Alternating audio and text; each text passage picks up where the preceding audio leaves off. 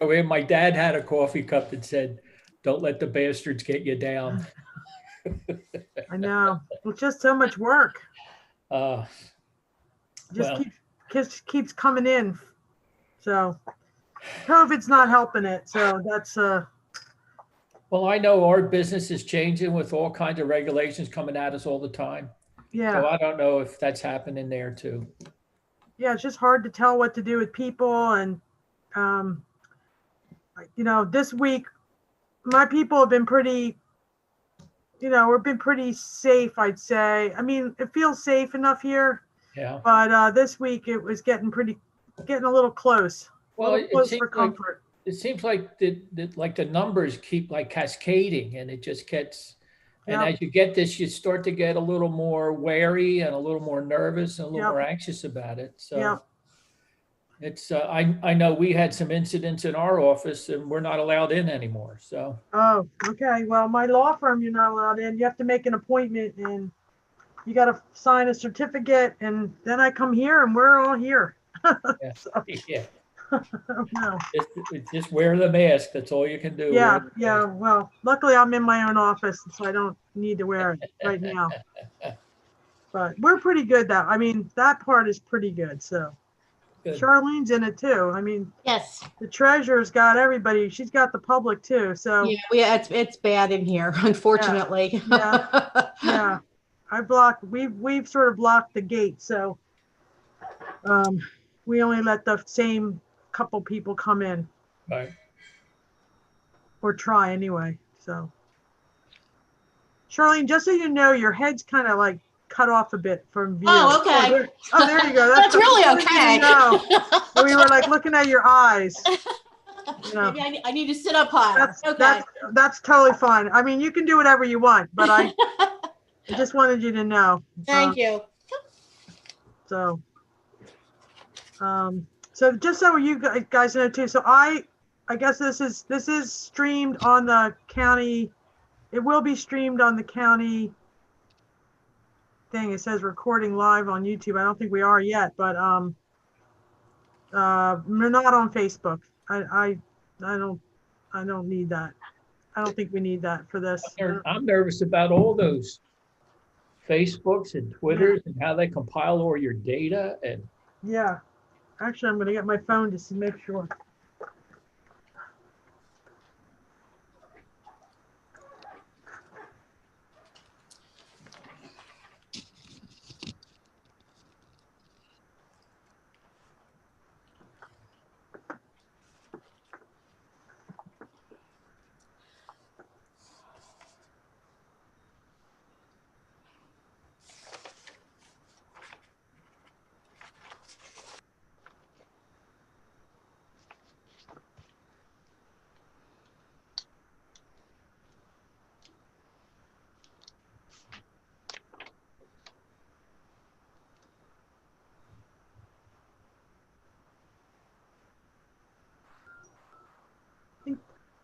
There's Mike.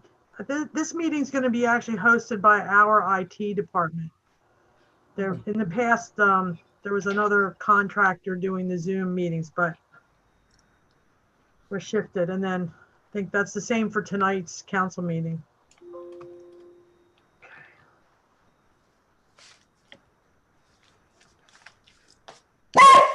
Quiet. pay attention to that puppy.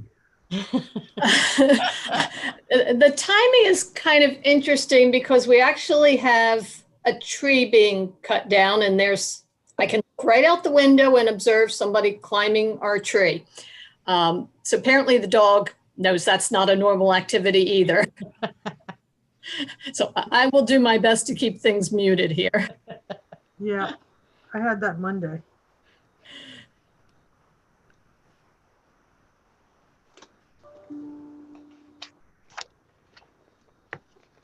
Look where everybody is.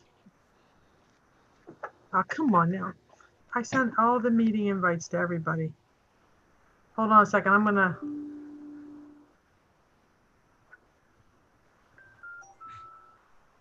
There, Brian. Hold on. I'm gonna try and make sure they have the invites. Hi, guys. Oh, Brian's there. You got it. Somebody said they didn't get it. Yeah, Howard. we just got off. I know Christine and Elaine were on a call with me with the our COVID health call. All right. Worst day ever here in Delaware County by far. We were 246 yesterday, which was above our high of 232 in April, and we were more like 346 today. Oh, 101 day? Wow. Wow. 300 in one day. No, up 100 is what I'm saying, yeah. Yeah, 100 worse than our worst day ever. Yeah. On the plus side, the market seems to be doing fine. Up over 10% in November. So. Now, Brian, there's also, it's not only the FANG stocks, it's a lot of other stocks are jumping in the fray here. So Yeah. That's a good sign. Brian, are the people that are coming down with the COVID, are they sick or they just have the virus? They're sick. Okay. You know, they're not, people are not dying with the same degree of, proportionally, they are less now than they were before, but, you know, we're announcing 2 new deaths today in Delaware County. Philadelphia had 7 today, and I think it was 18 yesterday, or 8 today and 17 yesterday. So people are, you know, 25 people died in Philadelphia in the last 2 days from COVID. So people are dying from it. Yeah. Brian, John Beck's running this meeting for us. Okay, great. Thank you, John. Just a reminder, I guess if you could go on mute if you're not speaking, it's best. Yep, and we'll give Christine just another minute, and then we'll get started unless others disagree. Okay.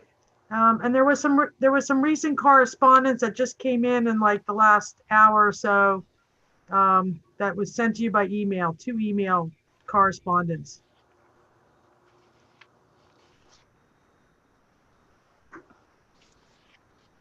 It just went to the board and John and Bill Martin, I think.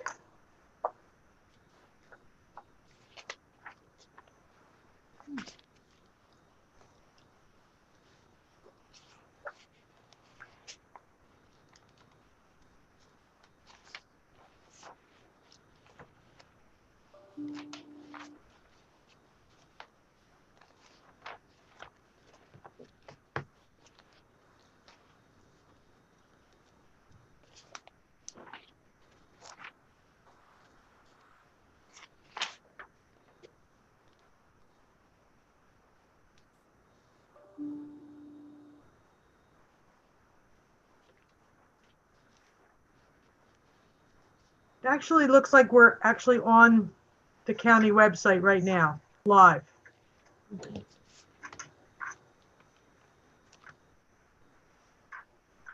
You're muted, Brian. I just texted Christine. Okay, do you have an agenda there, Ms. Phillips? I do have an agenda. I sent it to everybody. I can ask Eileen to resend it if you'd like me to. I can send it. Actually on the county website right now, live.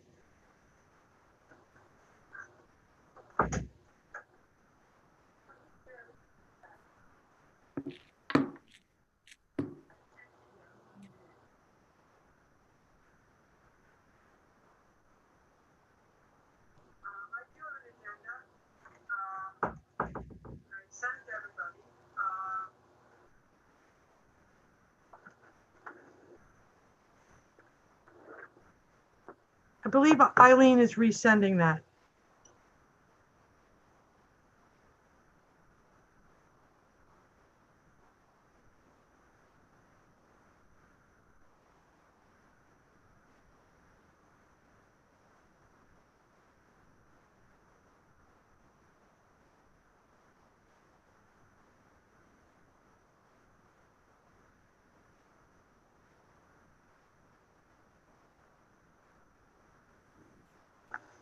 Sorry, I'm trying to move to a better internet connection. I lost you guys for a little bit.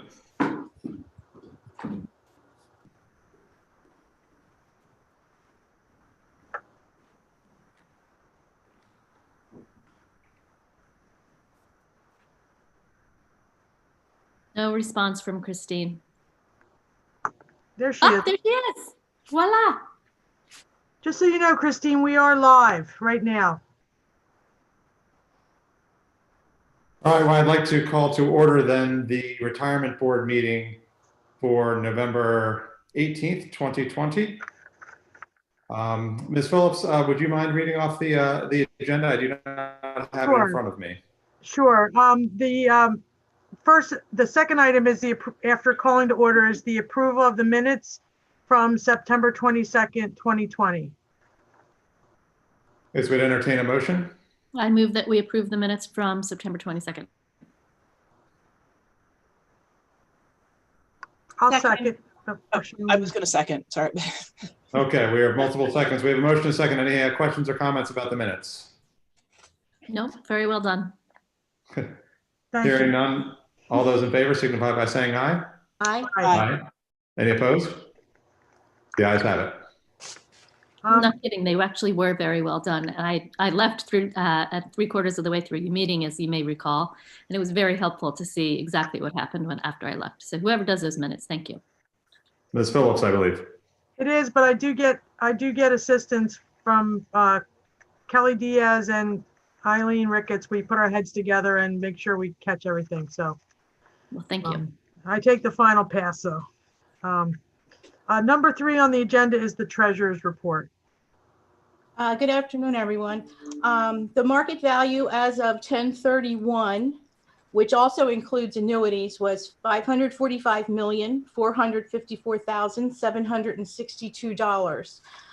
This represents a loss of $23,104,914.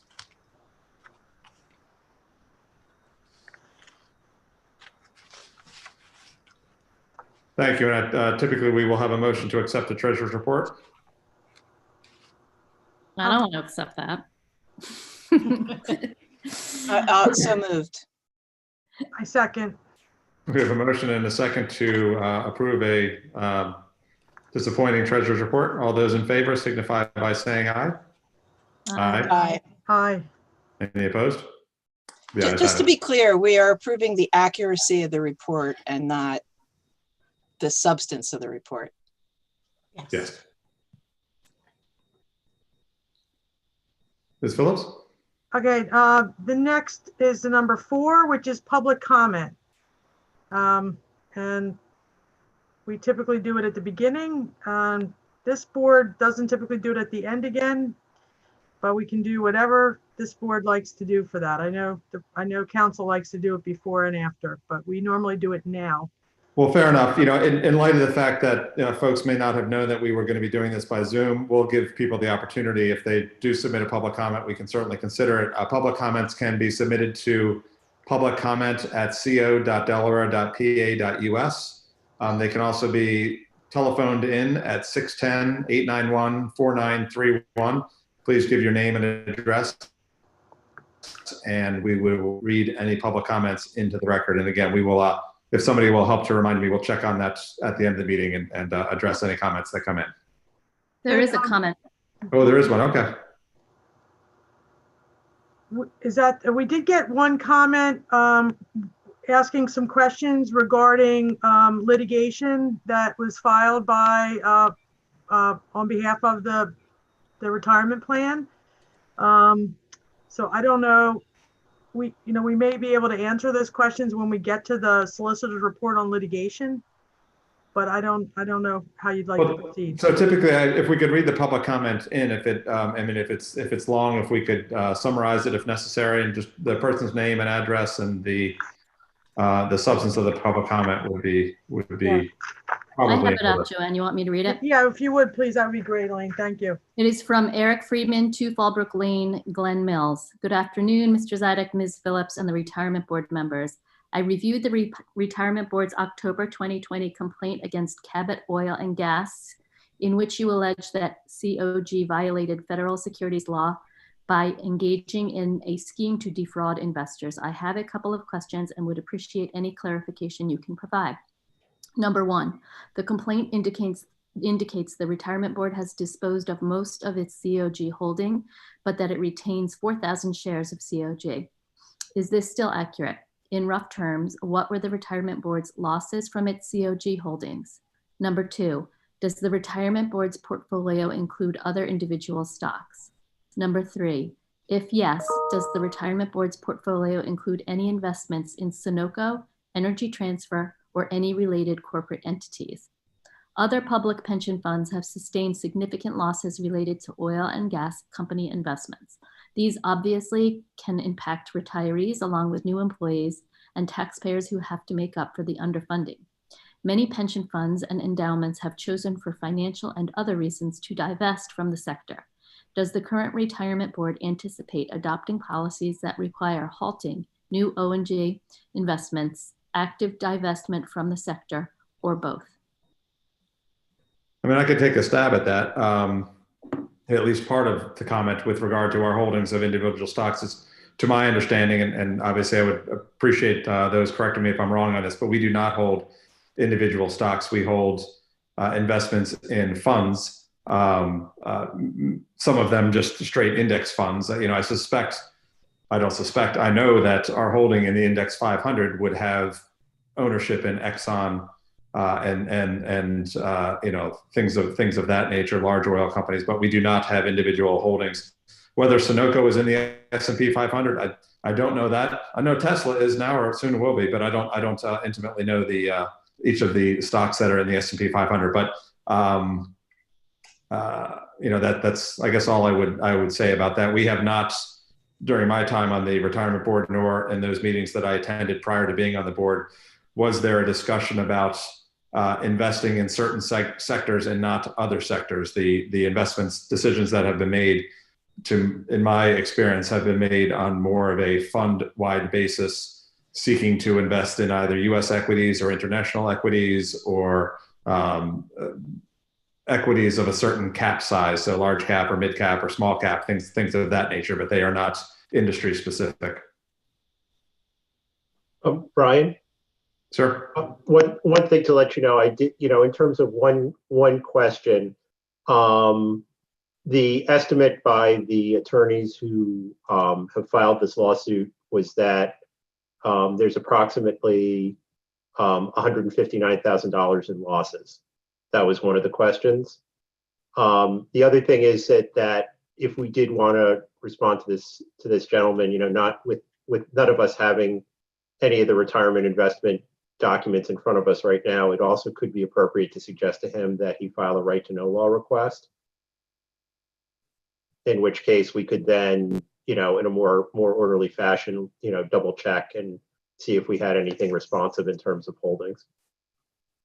Sure. You know, of course, you know, Mr. Friedman would, to the extent he's watching now or would care to look at I presume this will be archived and up on the web. If the answers that he's received now do not suffice, then a right to know request would, as for anybody else, if they ever want to submit a right to know request, that is an option, and we would certainly respond to any right to know request that we received. And I'd just like to follow up to make it for people, when people do request some information that we can easily get out, we do. And I did send to Mr. Friedman a copy of the our investment report, so you can see which funds that we hold, but it doesn't drill down into individual stocks held by each fund. So that would take another layer of, you know, diligence and review. And not to say it's not possible to get, but I just wanted people to know that we did provide the list of our investments, and we do that for anyone that asks. So there's no one on this call that knows whether we still retain 4,000 shares. I would say I believe that we do, because typically, and I was going to follow up too, typically when there's litigation, we retain the holding, and I believe that it would go to some issue of standing to pursue the litigation. You don't want to sell off your standing. Yeah. But I offer that as what I believe is the rule, because I've also seen some other small amounts of a holding, which is related to other litigation. So. I guess we've got the chairman back, so. Yeah, my video may cut in and out. If I'm losing bandwidth, you will have the good fortune of not having to look at me, but I'll still be here. Okay. Do we have any other public comments, Ben? No, I have one letter that we received, but I'd like to bring it up at the time of correspondence sent to the board. I don't believe it's a comment, it's more correspondence. Okay, great. I don't have anything else. What would be next on the agenda then, ma'am? Next on the agenda is the RBC update and report on fund performance. All right, thank you. We'd, if appropriate, we'd look to RBC to give their usual description. Okay, we can do that. Now, should I have it up on the screen? Here. Would it help, Brian, if we put it up on the screen for Can we everyone? walk through it? I think so, yeah. Share screen. Is that it right there? Yep. Do I hit share? Share. All right. Okay, we there? Yep, we're good. Delaware County Employees Retirement System Performance Review, October 31st. Thank you for having us here today. So, how do I go there? The arrow? Which one? Oh, there. Okay, gotcha. All right, so I will provide, excuse me, I will provide the market update and the performance review. And then at the very end, I'm going to transition over to Michael here. And as an outcome of the last meeting, we have an asset allocation investment manager discussion to review with you. All right, so it's going to be a little longer than usual in terms of our report today. But we will try to give you the highlights and the best understanding you can take away here. So the first couple of pages, we thought it would be important to talk about. The growth stocks that we're all familiar with have been really driving the stock market for a number of years, and it really accelerated because they were, as the comment would be, they are a lot of stay-at-home sort of stocks. So the growth names, Facebook, Apple, Netflix, whatnot, have done really well. What we're showing you here is that right around July, August, give or take, large cap started to fade. And part of that was the falling out of preference for those large cap growth stocks and really a diversification in other stocks. But the key takeaway here on page one is finally small cap is doing better. And historically, traditionally, if you're going to come out of a downturn, it's the small cap stocks usually lead the way, because when things are uncertain, people move to certainty, move to large, away from small. So the next page, page two, the stocks that I described before you, they're still leaders, but you're seeing right around here, right around maybe the middle of September or so, the charge that they've had has been moving down. And as a matter of fact, on the 2 days in the last week and a half, when a vaccine stock has been announced, first by Pfizer and then by Moderna, the outperformance of the value names over the growth names has been in the hundreds of basis points. Now, it's just 1 day, okay? And I'm not saying, that, value is going to lead the charge for a number of months here, but I think the sign that we take away is broadening participation, which is a really good sign for overall stock market performance. So that's stocks. Page three, and I'll touch upon this a little bit here to give you an idea as where we stand as a team when it comes to investment consulting, recommendations, whatnot. So it's nice to see that the stock market's in a fairly good place right now. Our big concern is what's going on in the bond market. If you read the bottom line there, the Barclays US Aggregate Index, and that's a representation of US dollar-denominated investment-grade securities, corporates, treasuries, agencies, mortgages, as of October 21st, had a yield to maturity of 1.23%. And the chart above is going to tell you why we need to pay attention to what that yield is today. And by the way, the chairman of the Federal Reserve more than once over the last month or two has come out and said the economy is still fragile. That means we're going to keep rates low for an extended period of time. And why is that important? If we go back to December 31st of 1980, and you bought that index, it was giving you a yield of 13%. And at the end of 1990, you held that index for the entire 10 years. What was my average annual rate of return? It was 13.1%. The key here is the initial yield on that benchmark is a very strong indicator for what you're going to earn over the ensuing 10 years. Now, it's not going to be spot on like it was here. Witness 1990, began with a yield of 8.5, realized a return of 8%. 2000 began with a yield of 6.4%, realized a return of 5.8. Other factors were going on there, but I don't want to delve into that too deep into the weeds. But I think the key here is after the financial crisis, 12/31/09, that index had a yield to maturity of 3.7%. And on 12/31/19, the average annual return for that 10-year period of time was 3.7%. So we are extremely confident in this simplistic indicator for what one should expect out of fixed income. And when you're shooting to get a target of anywhere between 7 and 7.5, and you have an allocation of around 30% of fixed income, and I'll just say generically, it's all the aggregated index. It's not in your case, but I'm using a generic expression. When 30% is going to yield between 1 and 1.5%, it puts a tremendous amount of pressure on the rest of the portfolio, equities and whatever else you may have there. So that's something that we as a team are really focused on in terms of bringing ideas to the table to help offset this so that you get to your 7 and 7.5% rate of return. So just briefly, so later in the presentation, there may be a discussion then to consider whether or not our current allocation to bonds is therefore appropriate, or we may want to revisit that. Well, Brian, we're going to revisit because what Michael's going to review for you today is a total review of the domestic equity. We thought that would be a lot for today, but we can certainly bring that to your attention at the next meeting, talk about fixed income. Yeah, I mean, just not to get too far ahead of ourselves, but I mean, if we've got 30% of our portfolio that gets 1%, that means there, as you just said, the rest of our portfolio, if we want to get 7%, is going to have to hit something like, 10%. And that's, that's a pretty tough nut to crack. Which is why we've been talking to you about private equity, okay? And we've been recommending what we feel are conservative private equity investments, and they would be funded out of the fixed income pot, okay?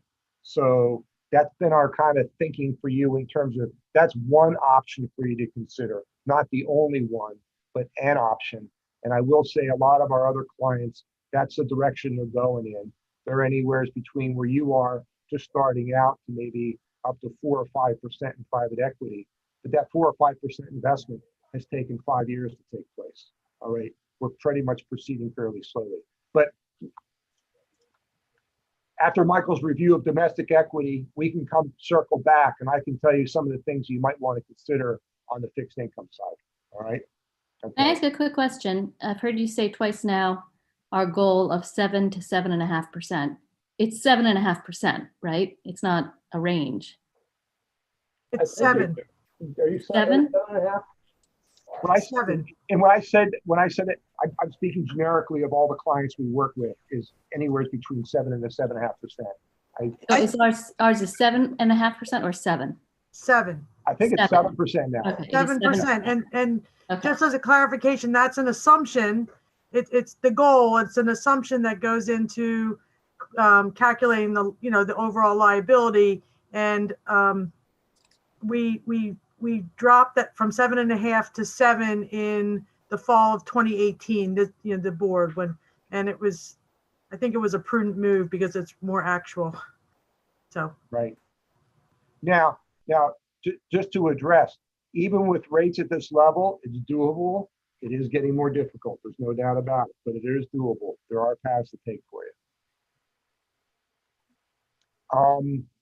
The next two charts, believe it or not, in the midst of the panic in terms of what was going on with the economy, the yield on the 10-year Treasury actually went down one day to 0.3%.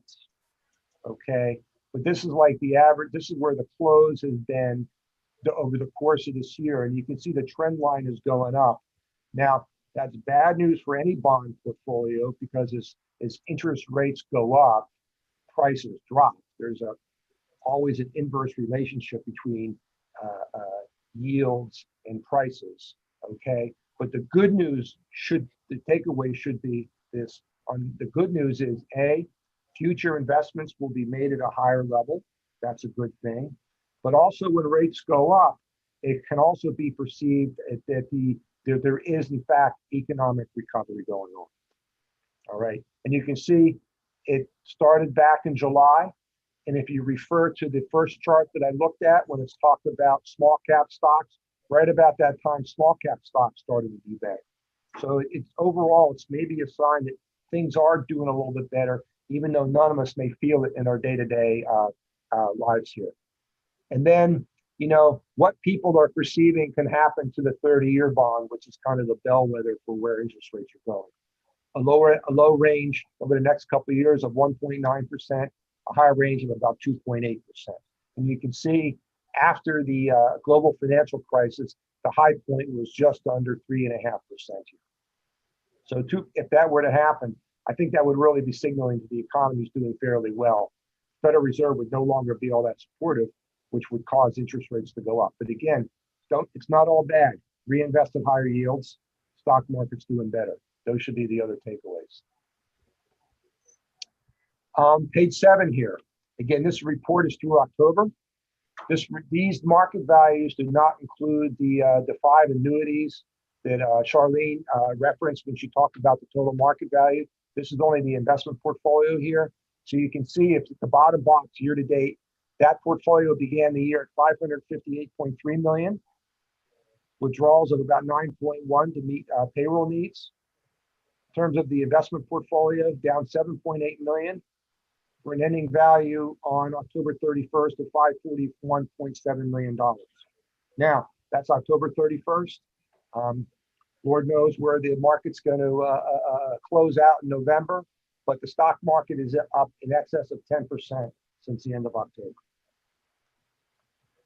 Which is why what we have here is your investment policy, you're slightly over 0.9% in terms of the domestic equities because of what they've gone through so far this year. So perhaps some rebalancing is there. We would recommend if the retirement board is comfortable to maintain that for the time being, because right now you're overweighted to the one sector that's doing very well. Fixed income, as I showed you before, interest rates are rising, putting pressure on that. International equity, the United States continues to be the shining star in terms of equity market performance, at least right now, perhaps for the next several months. And then real estate is kind of struggling along with some of the energy sector with the stay-at-home business that's going on here. Okay, page 9. We focused on the year-to-date column. The portfolio, because there was a loss there, down 0.6%.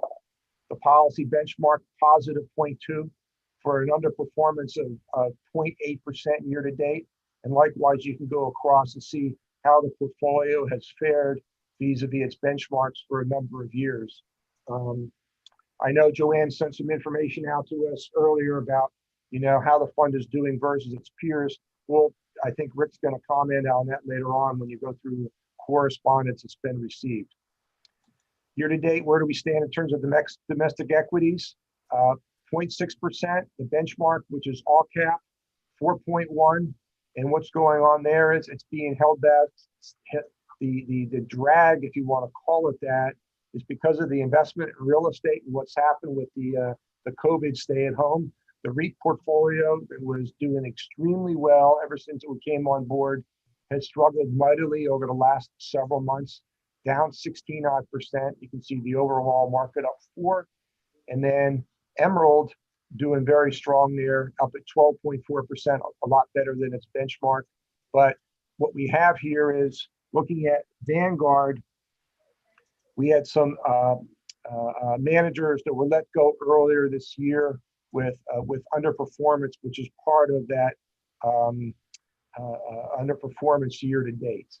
Okay, the manager that was hired that did come on board did not go into index. Boston Partners, if you look to the far right, since they came on board back in May, they're up 10.6 versus 3.2.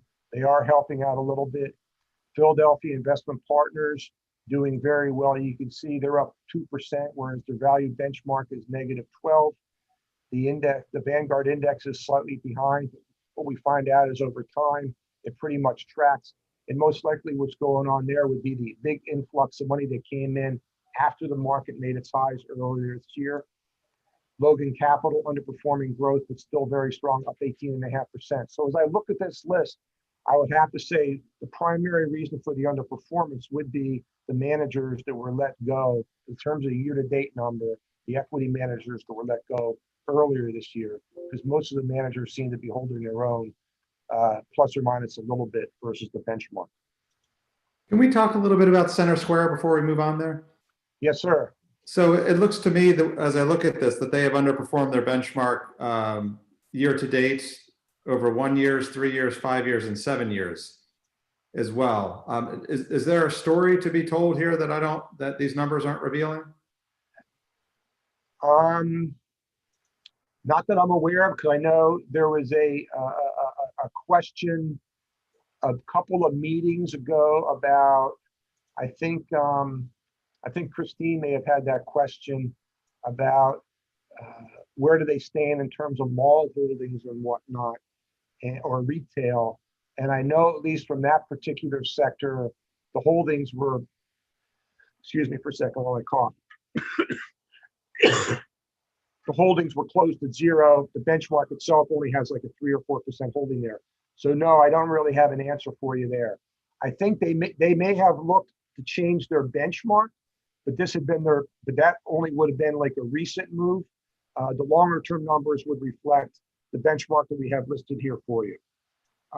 Brian, we can give them a call and go through that and get back to the retirement board within the next couple of days in terms of their response. That's okay. Okay, and I'd like that. I mean, I know it's it's only 3.5% of our overall portfolio, but if they've been underperforming for by 1.5 points over the last 5 years, that's a pretty big miss. Not to steal anything that Michael's going to talk about later on, but one of the reallocation measures was to remove Center Square as a manager. Okay, thank you. Because again, to remind everyone, the picture you're looking at here, Michael's going to, in terms of the discussion, it was in the minutes about, perhaps a more passive approach here in terms of the portfolio. He's going to go through some alternatives that we're going to present to you today. International equity, the allocation is 20%. You can see you're only at 16, so you are under. That's a good thing because that market's, you can see, down 10.8%. An underperformance there. If we look at the most recent quarter, positive numbers, you see the index fund right there. It did replace a manager earlier this year.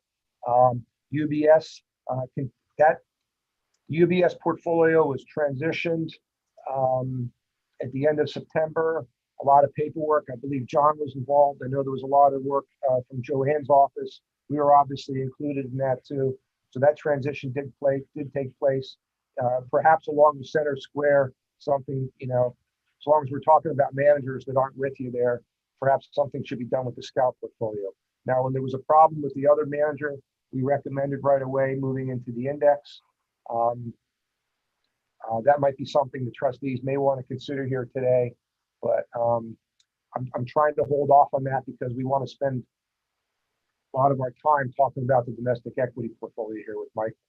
And then fixed income. So the most recent quarter, overall, right on top of the market, year to date, slightly under. So we go down here, Birch Run, strong performance year to date, Cumberland ahead, Nationwide. Typically this manager is ahead of the benchmark. I think the yield on this is somewhere around 2.5%, which we think is important on a move forward basis. And again, that's more like a guaranteed rate of return here. So Yeah, and the market value, there's a lag on the market value in terms of the update there. And with interest rates going to zero, there was a significant pull down, which means a significant price appreciation in the 1 to 3 year governments. As we see that turn around, we would expect Nationwide's relative performance to turn around also.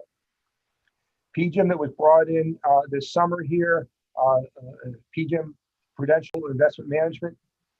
Brian, this was a manager that we had in the back of our mind that does a lot of different things within this mutual fund to get performance way ahead of its benchmark. It's only been a few months since inception. You can see they're up 1.1% versus its benchmark up 0.2. So they are off to a strong start, but that was the main reason why we brought that manager into you. Swarthmore, excuse me, I'm going to cough again. May want to consider in terms of looking at their relative performance being behind the benchmark. The short duration portfolio was brought in a number of years ago when there was, I think it was the end of 2017, when the equity portfolio was way over allocated. So we got a little bit more defensive and we went into a short duration fixed income. At that time, interest rates were going up back in 2017. And then lastly, you have your entree into private equity, the Singular Gulf portfolio. You can see since inception, that's what we call a time-weighted rate of return. Okay.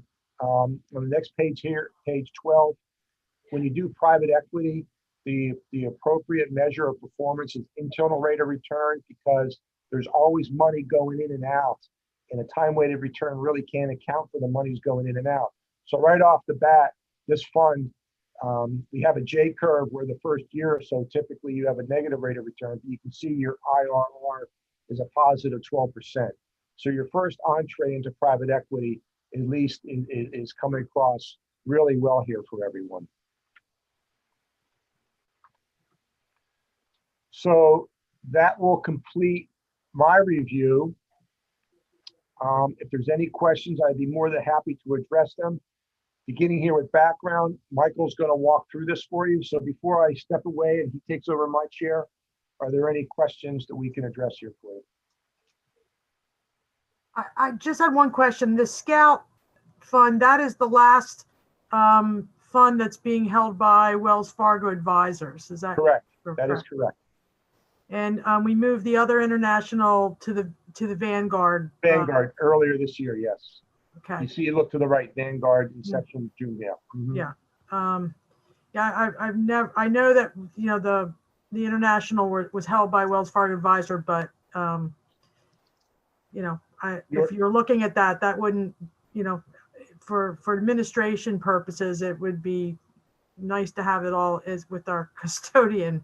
As opposed, I can't get, up to date, like daily reports on the Wells Fargo Advisors, like I can get from looking at what's being held by Wells Fargo Custodial Bank principal. So right, and so if you look at the last 3 years for UBS, they're right on top of the benchmark. Certainly done a really good job in those last year, which is a lot of managers have had difficulty with. Earlier this year, when we provided some review of the overall portfolio, one of the options was international, perhaps half indexed and half active. If a change were to be made with Scout, that would bring that allocation close to something that was talked about. I believe that was at the February meeting. Okay. Oh, perhaps when we get to the later discussion about allocation, we can consider making a motion to move Scout. We can do that. If the board is so inclined. We can do that. Okay. Just give me a minute here to get out of Michael's way, and he'll walk through his review for you.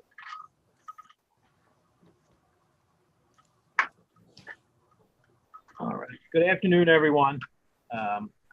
Just wanted to start here on page 14, and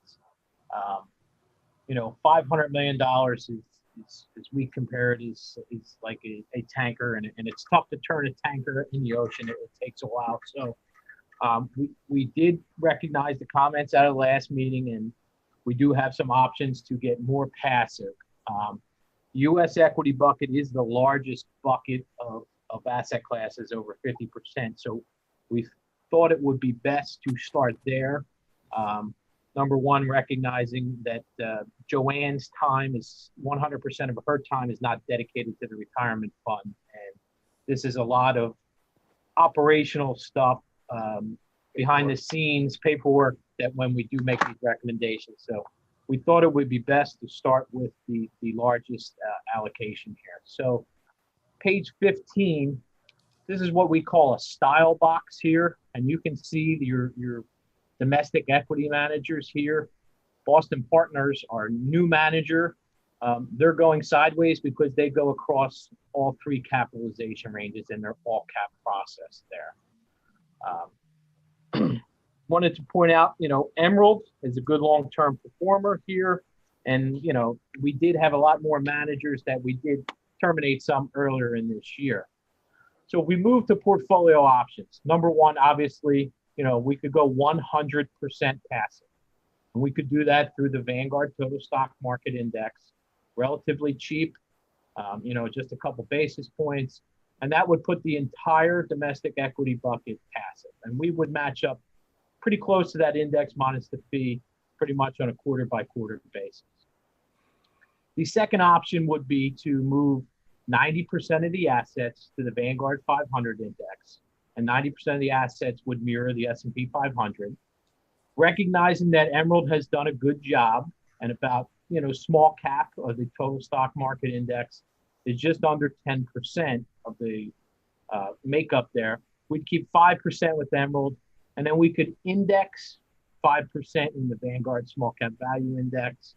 And then if the board chose, we could look to have an active manager on the value side also. And then finally, the third option, we would keep 70% of the assets of the domestic equity in the Vanguard Total Stock Market Index. Emerald has a process that we use in a couple other accounts called their all cap process. Similar to Boston Partners, they can move the assets up and down the capitalization range as they see fit. We like these processes all cap because, it gives a manager more tools in their toolbox to help you make money on a move forward basis. So with that, we ran some sample portfolios here. And I know this is hard to see, so I'm going to try and zoom. Full screen. Maybe that help. That help everybody see those numbers a little bit better. Yeah. Okay. What we did is we ran these three portfolios and these three makeups. And as you can see, you go out to the 10 years, portfolio 3 that has that 30% active with those two managers has a slight outperformance of the Vanguard by 40 basis points. Portfolio 2, about a 10 basis point outperformance, okay? So getting more passive, getting closer to top of that index. As Bruce talked about, achieving that 7% return could be very difficult with interest rates around 1.5% on your bond portfolio. Excuse me, Mike. Yeah. Just real quickly, are those returns net of fees? They are, Brian, yeah. Thank you. Okay. And if you move to a year-by-year basis, okay, portfolio number 3, they will have years because they have a larger percent active where they do not match up against that index. And the big example is 2018, okay? They would be down 6.5%, where the 100% passive would be down 5.1. Now, to that, there are also some years, 2017, where they do outperform by 200 basis points, okay? So really wanted to give the board members a full complement of some options to choose. We understand and recognize that passive, number one, has done extremely well, and 2, that it's very cost efficient. So we wanted to throw some options out there.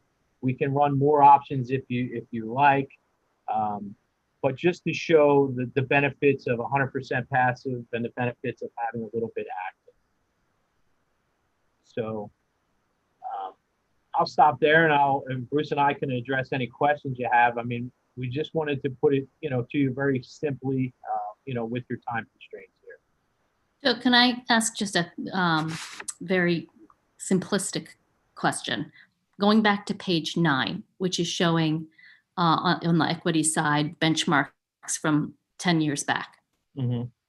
And I'm seeing for the Vanguard, the S&P 500 and the Vanguard index. Do we know, so we only have 1 year of how they performed actually, as opposed to the index? Do you have, or could you share with us like a longer term view of what that is? For the Vanguard 500 index? Which is what we would be looking at for the completely passive, right? Am I understanding Correct. right? Now, what we've recommended is if you choose 100% passive, we recommended the Vanguard Total Stock Market Index, which includes both mid cap and small cap. Mm-hmm. The 500 index is just the 500 largest names. Okay. Okay. So there is, I will tell you that the performance does match up pretty close between the 500 and the total stock market index. But there are some slight variances from year to year. Right, and again, on page 9, because you've been putting big chunks of money in inopportune times, let's call it, it's caused some tracking error. The index itself is right on top. It's like you had 80 million that was doing what the index wanted to do, then you put this other 40 million in, and it came in an inopportune time. So it brought the performance of your investment in the index fund down. But when we show you the index, we just go to Vanguard's website and pull off a fact sheet on the index. You'll see it's right on top of the benchmark.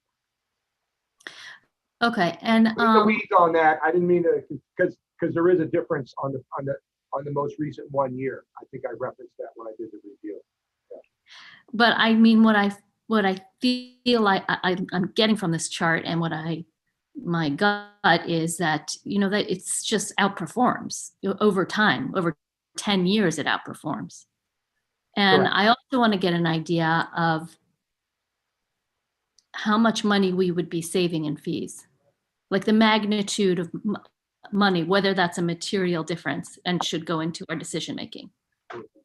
No, If we went to some, a more automated or whatever you call it fund.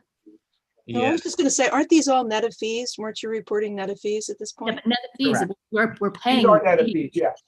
So there's some amount of money is out of pocket because we are paying the fees. These results are net of fees, but there's money out there that we're spending that we could be also investing. And is that significant, or is it just a rounding error? It's definitely significant. Just quick math, at $300 million and if we're paying 60 basis points to active management, which we're not, I don't have the exact, but just for your edification here, you'd be paying $1.8 million in fees. And if you paid just 100% passive at 4 basis points, you'd be paying $120,000 in fees. So that is just something we need to factor in. That's money we're leaving on the table if we decide to keep with the active for all the active management we keep. Yeah, and we recognize in our portfolios that we've built for you that a large portion, even the one with 30% active, still has 70% in the passive option there. So, significant savings there from previous portfolios. You have about 40% of your portfolio with the Vanguard 500 index now. So Going to 70%, that would go from about 130 to about 210 million. You follow the math there, Elaine? Okay. Yeah.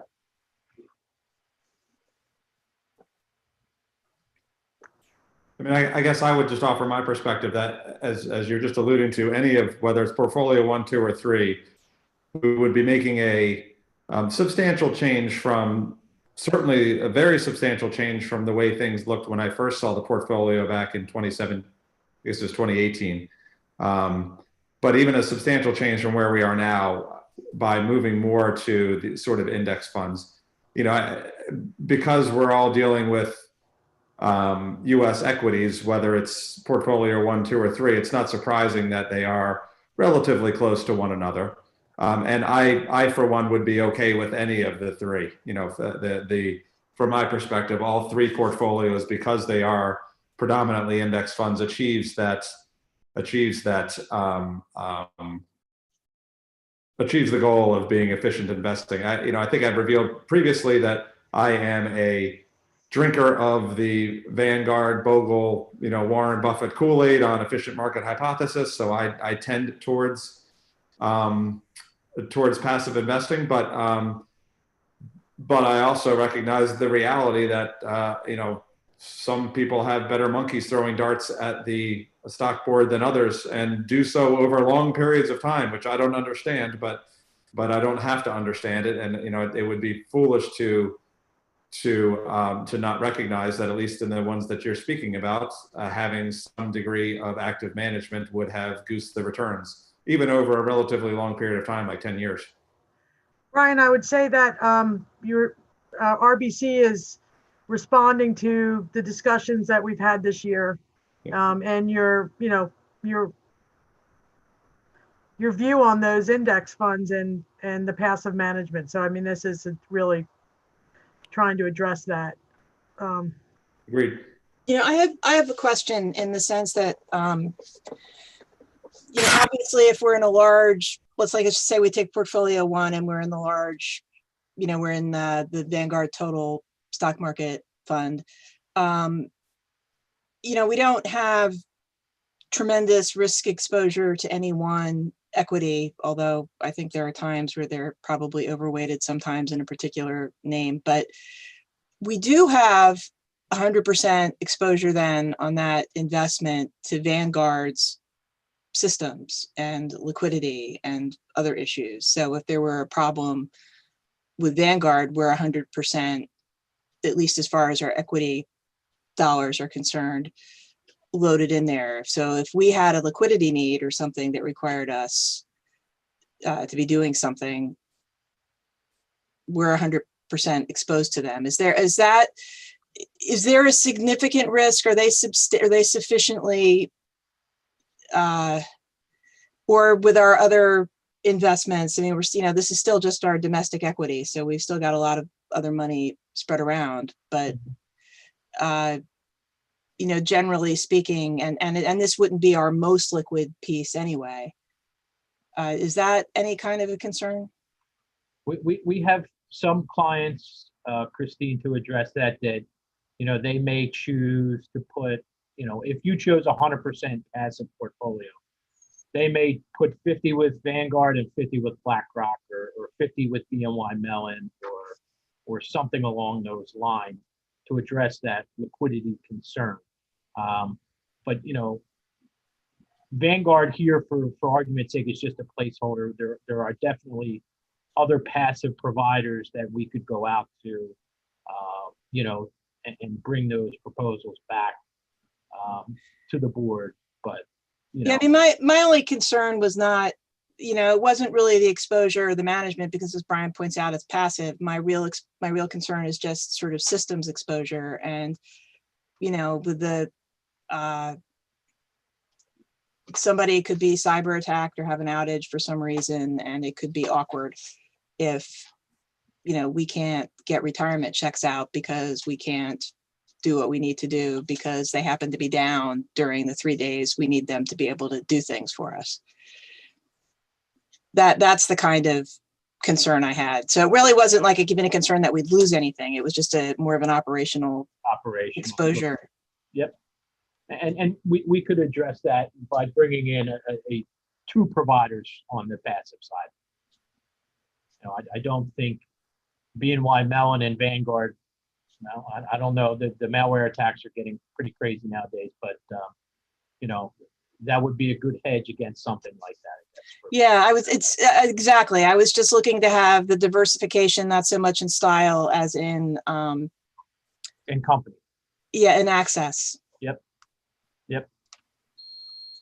We work with BNY Mellon, BlackRock, and Vanguard on the passive side, so we could definitely, and comfortable recommending, multiple providers there.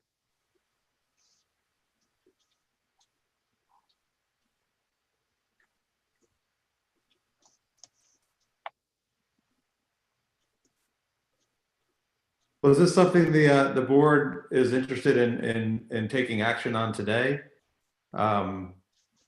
Is this something that the board wants to consider for our next meeting? It's been my experience, and Joanne could probably speak to it as well as anybody, that's when we say we want to move, it doesn't happen the next day. You know, there are steps to be taken. Sometimes they are longer rather than shorter, depending on the investment one is moving in and out of. But I guess I'm looking to the board to see what their appetite is for making a move.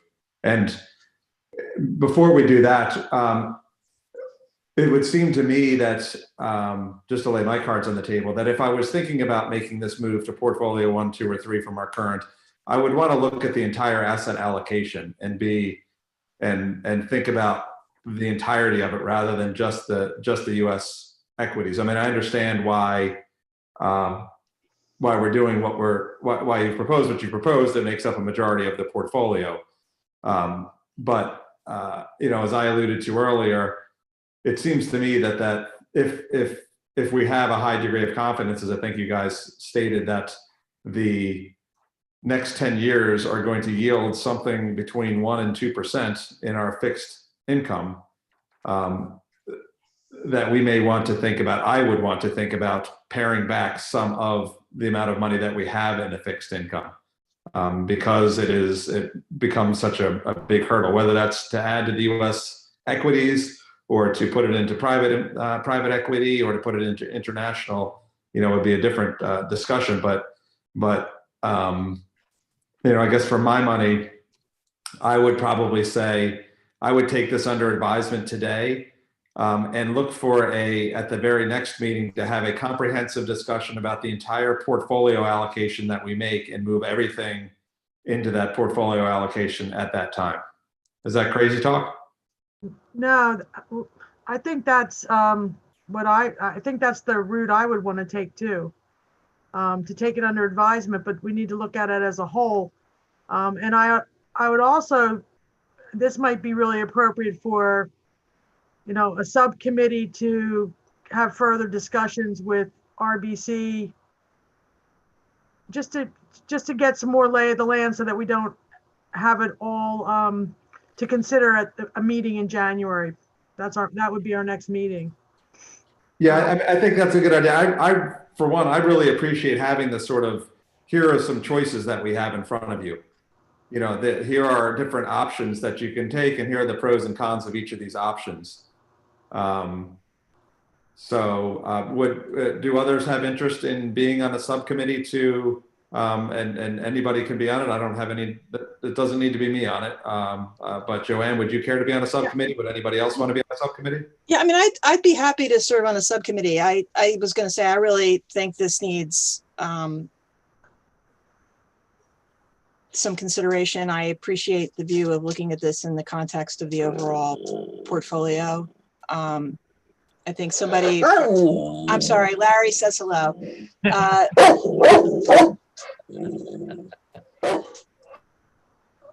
I would say that I'm willing to be on the subcommittee. Brian, I really would appreciate your input on it though, because you definitely know the most about this part of the universe. And it may just be some phone calls with RBC just to discuss it, or just to get the options that we could maybe filter some to help the board consider some options. Because I agree with you, I like the idea of the options, but when we sit here and then have to pick, a portfolio one, two, or three without other legwork, I think it would be beneficial for us to have some, conversations in between meetings to hone the choices for the board. So I am more than willing to be on that. Okay, well, RBC, is that something you think we could set aside some time over the next couple months to try to look at the overall portfolio, asset allocation of the entirety of the portfolio, and then come up with some, working with the subcommittee with RBC, come up with a few different options for the board to consider along with the pros and cons of each? Yes. Yeah. Okay. From my perspective, just to sort of reveal to the rest of the board, what I would consider would be, we would look at both the performance of any prospective asset allocation over in the past, just as they did with these three portfolios. And we can also look at, as they did, sort of the pluses and minuses and the degree to which one asset class helps to hedge against another, to the extent that they are sort of, I'm struggling to find the word, but they do not move in synchronicity with one another. That is something to be sought as well, just to kind of, especially given the needs of this portfolio. There may be different needs that one might, different attitudes that one might take if it was their own personal investments that a pension fund should not take. So I heard Christine wanted to be on the committee. I heard Joanne, you'd be willing to be on the committee. I think if three of us are on the committee, it would then be quorum for the board, and would need to be a meeting that is held in public, which I'm happy to do. It just strikes me as being perhaps inconsistent with the reason one forms a committee, which is to create just greater efficiencies. This committee would not have any ability to vote on anything. It would simply be to be bringing recommendations to the rest of the board. Maybe we could hear from Ms. Schaefer and Ms. Pagano as to whether they would like to be on the committee as well. And if all five of us want to be on the committee, it seems to me we're going to just do this in a public meeting, which is totally fine, and we can do that too. I would be willing to be on the committee, sure. I'm very happy to relinquish this fine duty to my very learned colleagues. But if you're going to have a subcommittee, you might just make it two of you so that you can just meet without all, Sunshine Act. Otherwise, if we're going to have a full meeting, I'm happy to participate if it's a public meeting. Yeah, I agree. I mean, I think if the goal is to make it a small group, then I would stick to two, just because it's just gonna be easier to arrange phone calls and other things. But it doesn't have to be me. I'm in favor of a small two-person committee so we can get more work done to deliver to the board, to be honest. And honestly, you can take the input from whoever's not on the committee. Yeah. Here and offline. I mean, I can tell you right now, I don't understand why we would pay for a whole bunch of active monitoring of these accounts when we're not making it over the years. We're just not seeing the results. So I'm not in favor of keeping that. It's it's not guesswork. We haven't gotten the results. All right, so I'm hearing we want a small committee, so two people. We're down to three people who have expressed some degree of interest. That is Charlene, Joanne, and Brian. Does anybody have a strong feeling, yay or nay, being on the committee of those three?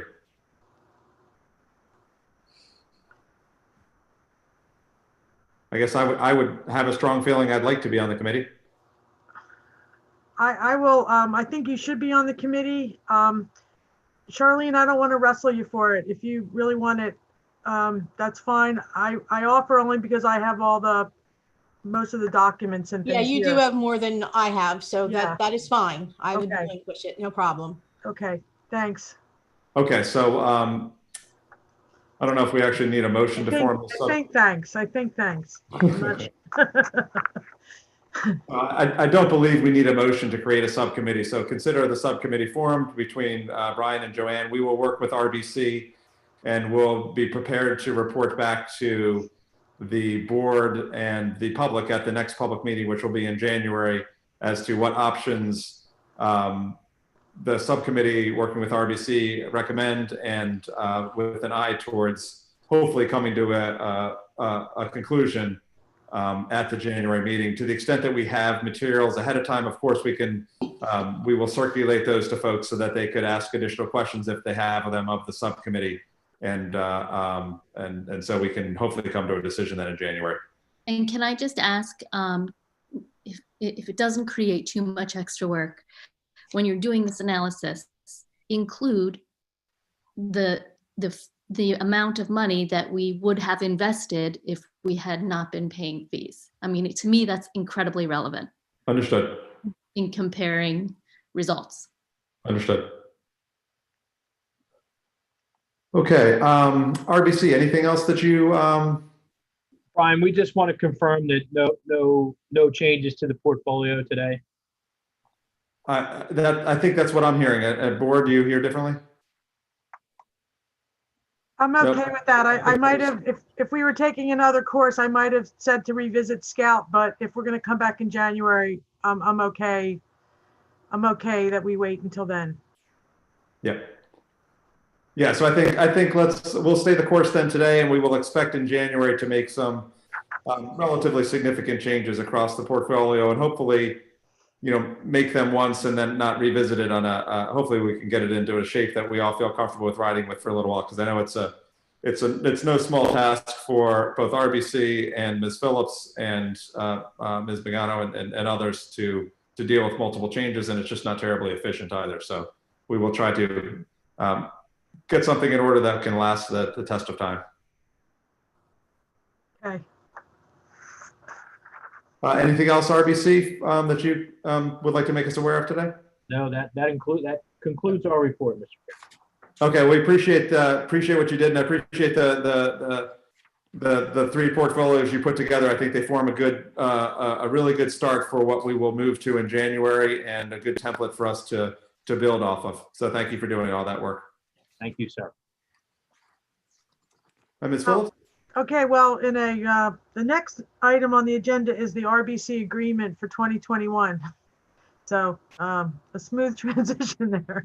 The agreement with RBC is a 1-year contract. There is no provision in the contract for it to be automatically extended. It ends. In the past that I've been on the board, we've renewed it for a year. But the agreement provides that the county can terminate at any time, and RBC can terminate on 30 days notice. So it is, if the board decided to take a different direction altogether or do an RFP, we're still able to do that. So I would recommend that we extend the agreement for another year. It's a 1-page amendment. It extends it with the same terms, with the same termination rights. RBC operates on a fixed fee of $95,000. I haven't broached with them that they are staying at the same price as last year and the year before and the year before that. But it is a fixed fee. They bill quarterly, and I would recommend we do that until the board decides that it would like to do something different. Take this out to the public for an RFP, or stay the course for some other time. So I make that. Can I ask how many years we've been working with RBC? I believe since 2011. And have we done any kind of inquiry as to sort of what the market bears for these services, whether we're at the market, above it, below it? Do we know? My understanding from controllers conferences, and that's been there's a variety of arrangements with firms that do the advising work. So, I don't know that everyone, I think you saw that the Marquette, they do this work, and they showed the different advisors that do different work. So I think there's a different price approach or service approach across the board. So, we have not, since I've been on this board, there hasn't been any movement to go out. I do think people inquire periodically about business, that kind of business, but so to me, it's a fixed fee that we get our money's worth from our work with RBC. That's been my experience. So. Joanne, this is Rick Courtney. Can I chime in? Please. Okay. First of all, if we are renewed for another year, the $95,000 fee is certainly sufficient. I would also add that it includes everything that the board asks us to do. We're not a cookie cutter. We don't have add-ons. It's just 95 all inclusive. And I'd like to just, for the boards, just to understand, I think we we do have a lot of work between meetings of working with the funds. They keep the fund managers really away from direct contact with us. We don't have to deal with them. If we need to move money, they will work with Helen Harilla at the bank. They will help us raise, they also help us raise our pension payments every month, that they look at the portfolio and advise where we should raise money, cash, sell equities. So there is a lot of work that goes in between the meetings. And at the fixed fee, I think that it's, they're acting in our best interest. They're not making money off of, what we're doing per se. So, and again, if the board, and we had this discussion last year with the board, if the board chooses to make a change in direction, we really are able to do that. We can do that. So I think my view is that there's an awful lot going on right now. And if we're going to look at doing a major dive into our equity investments, not just our equity investments, but our sort of style and approach to equity investing, I don't know that I want to be making this change at the same time. I think I'd really rather kind of work through that with the people who are here with us and sort of helping with that analysis, which is going to be RBC. And I have no reason, I think, as Ms. Phillips has laid it out, there's no conflict of interest working with them, and there's some value to them being in place. I think, like with a lot of things, there's a benefit to running an RFP periodically, just to not even just for cost, but for getting a look at what the marketplace is doing. And I would think that there's some value if it'll have been 10 years since that was done, that maybe sometime next year that would be an appropriate thing to do, because we'll be in 2021. But for right now, if we're going to be doing this major look at the style and everything else, I don't want to be doing an RFP and making another change at the same time. I just don't think this committee has the band. I don't think this board has the bandwidth. Ms. Phillips, do you want to make a motion then? yeah, I'd make a motion to renew the RBC agreement for 2021 under the same terms and conditions. I'd second. So a motion and a second. Any other questions or comments from the board? I guess I'll just offer my comments. I've appreciated the work that RBC's done, both when I looked at this as a spectator and while I've been on the board. And so I'd be in favor of extending their contract. I do think that it does make sense at some point next year to do an RFP, and we certainly would invite and hope that RBC would take part in that in that RFP.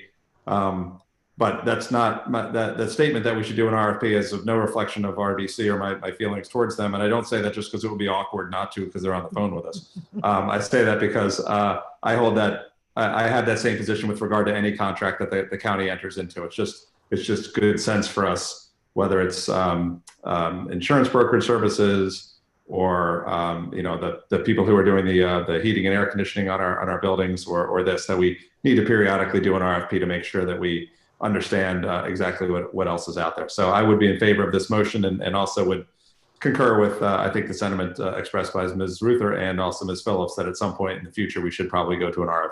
We should put this out to RFP. All right, if there's nothing further, then all those in favor of the motion as made by Ms. Phillips signify by saying aye. Aye. Aye. Any opposed? The ayes have it. Thank you, everyone. Thank you, everyone. The next thing on the agenda is meeting dates for 2021. And we don't need to set them now, but I wanted to just approach how people would like to do that. In the past, we've sort of, Eileen Ricketts from my office has circulated dates, and in the past, this past year, you've wanted them on dates of council meetings. So maybe it's just a heads up that we're going to ask for dates and try and get everyone's calendar. Okay, thank you. Yeah, well, if she could again circulate those dates. I know in the past we sought to do it thinking that we'd all actually be together in the building. Yeah. Obviously, COVID had other plans. So Right. if she can circulate that, we will try to provide that. And again, I'd like to provide that for purposes of planning for everybody who attends the meetings, RBC and Helen and others, and also just for the public too. Okay, the next thing on the agenda is old business. And the first thing is an update on custodial bank retiree portal.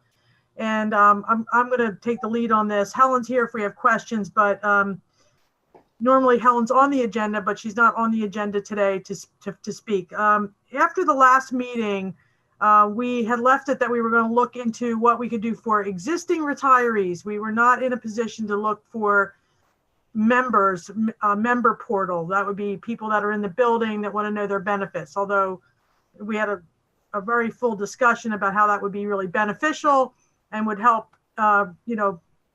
people understand the value of benefits compensation altogether with their pension. After that meeting, John and Helen had discussions. I had discussions with Helen, and in part because of the Wells Fargo principal move, if we went to a portal right now that would just be really for people to see an advice and to maybe look at their 1099, we're really going to have to change it again at the time of the full principal change. And it's really something new. It really did not seem to be a good idea to confuse people with sending out notices about opening the portal with a Wells Fargo account. So in light of that, we decided it was not a good thing to pursue at this point. And what I'd like to do is revisit the whole topic in the new year and bring in the concept of what this board was looking for in connection with benefits as well. Not something more than just for a retiree to look at a statement, but for someone to be able to manage a financial consideration of their retirement overall. And there are products out there now. My understanding is that, Principal may not have that, but Principal, I'm going to call it Principal Wells Fargo.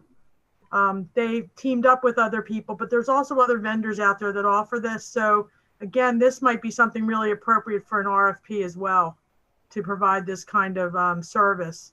And I also wanted to add, and then I'll stop talking, but I really did check in with other counties, and most counties do not really have a way for people to go online and take a look at what they've contributed and have some actuarial table so they could figure out what their possible retirement would be. Because we really have the two buckets of money. You've got the money you've contributed to your retirement fund, but you've also got the money that's paid in by the county. So it's not like a 401k, like, we might have from other businesses we've been part of or companies that we've been employees. So you can't go in and just whack it up. Now you could do it with assumptions, and you could assume I worked 20 years and assume my highest 3 years salary is X. So there are ways to do it, but it really is going to take more work. And in talking with John and Helen and myself, we just did not think that it was a good idea to pursue it at this time. And it was really, again, the retiree portal. So that's the update from that I have. So any questions or comments? I just say I absolutely agree with that, because to explain this to retirees and to roll out one platform and then 6 months later to go roll out another, we won't even have finished explaining it, to even the likely users by the time that 6 months is over. It would be better just to wait and then, know what we're going to do and migrate people, because it'll take more than that amount of time to get them there. And by the way, I'm not denigrating anybody, because that would be the case for me. It would take me forever to log on and just figure out how to use it. So I would be very frustrated if I did finally spend that time only to, the next time I go log on, it's a whole different system. Yeah, that was our thinking. And, even when we send out a letter telling people to get the direct deposit, we get feedback. And in fact, the people can call the service center. There are resources for retirees. So it's not as if they're being left out in the cold. There are resources. They can talk to the service center. They can also call this office, and we do it a lot. You may be interested in one thing is that the few people that do get pension checks, for the first time ever, I got phone calls from people looking for those checks that would have come in early November that were somehow delayed. Somehow the post office was delayed in getting checks to people. So we did get some people turned over to direct deposit, but I had to tell them it was the post office and not the custodial bank or the county. So that was the first time I've ever gotten those calls, interestingly enough. I don't know why they would have had a delay, but they did. So. Can't imagine. All right, thank you, Ms. Phillips. Anything else, Helen, anything to add there? The only thing I would add, and I thank Joanne and Jonathan for spending time to talk through why it is probably best not to move forward with the retiree online services. We actually made the decision to suspend the rollout because for the very reason you all talked about, not having retirees get used to one system and then change it. Certainly change is hard for all of us, and particularly for retirees, it can be a challenge. So I think a good decision by all to just let it until we become principals. So certainly we'll be talking much more in the new year about that. So thank you. Thanks, Helen. Next on the agenda is the solicitor's update regarding an RFP for legal services. Yep. Thanks, Joanne. We received 18 responses. I'm currently going through and reviewing and cataloging the responses. And then our suggested next step was for Joanne and Christine and I to get together and review, and with a goal of coming back to the board with a recommendation for council at the January meeting. There is one firm which sent an email, Joanne, I don't quite know how it got to you, but that sent an email saying, we missed this, can we submit? I think our answer is no. There's a reason you go through an RFP process and try to put everybody on the same plane. Like I said, if we'd gotten 2 responses, maybe we'd think, but with 18 responses, it seems like this was fairly well publicized and other firms were able to find the information. I appreciate. Oh, go ahead. This is for monitoring for class action. Correct. Sorry, I should have Basically, started with that's all that. it is. Yeah. Yep. I just had a question. I did get this person called the day it closed or the day after it closed. And then I got a call today and said, please just put it in writing. Because I said I could take it to the board. I thought the board could consider it if it wanted to, I assume. But I didn't know whether we advertised this in the newspaper, whether it was only on our site. That was a question I had, and I'm asking now, John. I should have asked you earlier, but I just didn't know. Yeah, no, I think we discussed it briefly. No, we did not, because the last time we did an RFP for legal services, we spent, the money not just to put it in the paper, but also to put it in the Philly Legal Intelligencer, and we got absolutely no responses whatsoever out of the advertisements. So we published it on the website, and we sent it to a smaller number of firms that were area firms that either somebody had, expressed an interest or that were already doing work for the county. Well, I don't think it hurts to put them back in, but to be honest, this is a contract going out to a firm that's good at monitoring, having their feelers out. And so if they didn't have their feelers out for this. Yeah, I would just point out, because I actually did read the letter, and it was noting that they might go for, that it's a boutique firm and it's a smaller firm and they might go for lower dollar cases. Well, I'm thinking, at some point the lower dollar cases really aren't worth the county's time and doing things like continuing to stay in a bad and what we think might be a borderline investment, et cetera. So I don't know that that is, there's sufficient attraction to doing that to, it's probably, it didn't seem to me that it would offer something that made it so unique that we should consider it. I'd also note that this is just for the monitoring services. There are any number of firms which don't do the monthly monitoring, but still bring ideas to the county when they see something, and they will contact Joanne and say, we're looking at the following class action suit. Do you have any holdings in this area? Would you like to talk about it further? And, there's nothing to prevent this firm from bringing ideas to the county.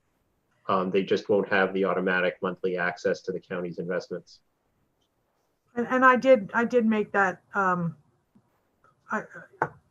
did let them know they could do that. So I just wanted to bring it. You came today and we brought it up, so. And the final thing it just struck me is that if the board decides to go to all index funds, then it's kind of moot. Since the bulk of securities litigation comes out of the domestic holdings, and as we get farther away from, if the board were to go to a primarily index-based fund,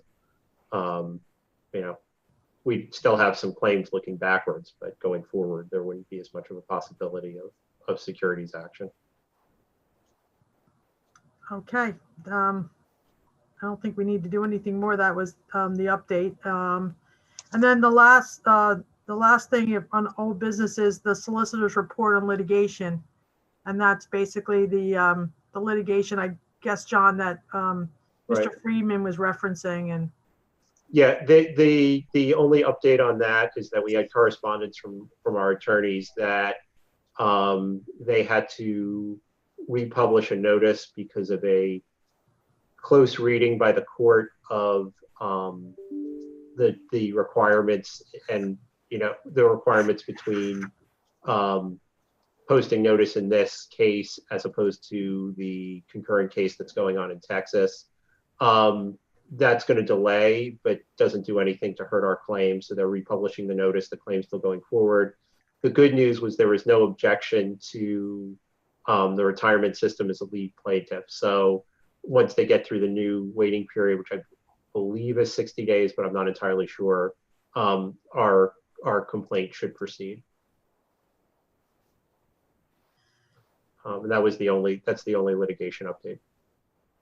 and then 7, next thing is discussion of correspondence received or sent to the board. I think we've addressed that. I get a lot of correspondence just from the funds. We don't typically share that, and if there's things of interest, we do pass it on to you to make sure of that. So, and then number 8 is the individual reports by board members or committees, and which we have some committees to report next time, or that'll be part of the meeting. And then not on the agenda, but offered by the chairman would be any additional public comment that's been received. And I don't know if there is or not.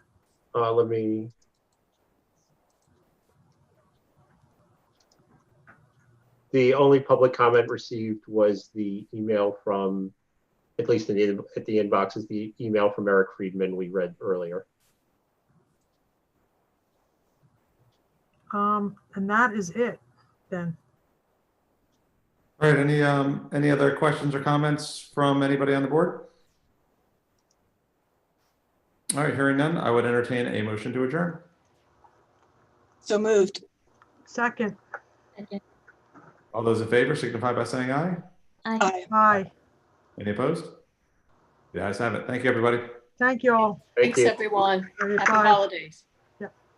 Thanks, Helen.